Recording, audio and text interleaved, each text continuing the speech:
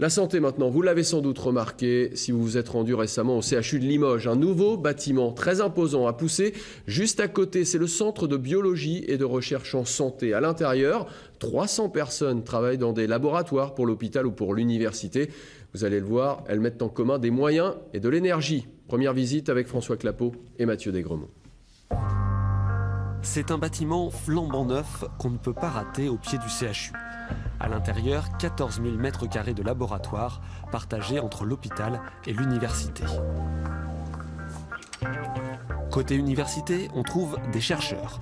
Nous sommes dans l'unité dite 1092, labellisée INSERM. Ici, on étudie la résistance des bactéries aux antibiotiques et on travaille aussi sur les antiviraux. Le moins 10 et le moins 35 du promoteur XR1.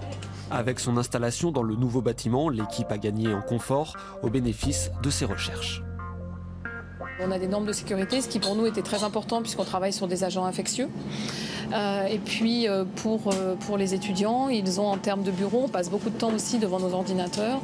Et donc ils sont 2 à 4 par bureau alors qu'avant ils étaient 9 dans un même bureau.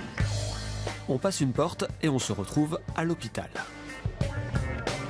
Ici, pas de patients, mais des morceaux de patients.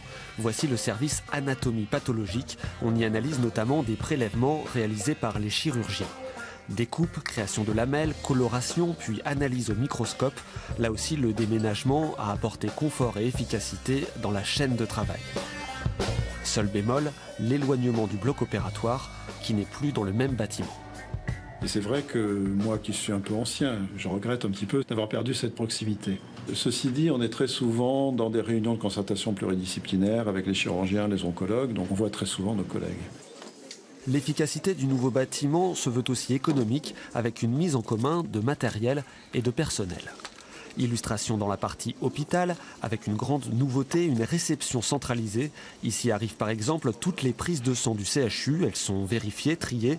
Ensuite, tous les types d'analyses sont désormais réalisés au même endroit. Ça permet d'appliquer des règles communes pour tous les laboratoires et puis de libérer nos collègues d'analyse, en analytique. Les techniciens font plus pour beaucoup que de l'analytique. Nous, on s'occupe de tout ce qui est pré-analytique. Cette nouvelle organisation doit aussi créer des synergies entre deux mondes, l'université et l'hôpital. Au final, la recherche doit bénéficier aux patients.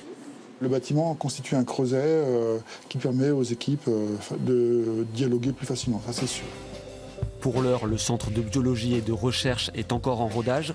Il faudra attendre environ 1 an pour que tout le monde ait trouvé sa place.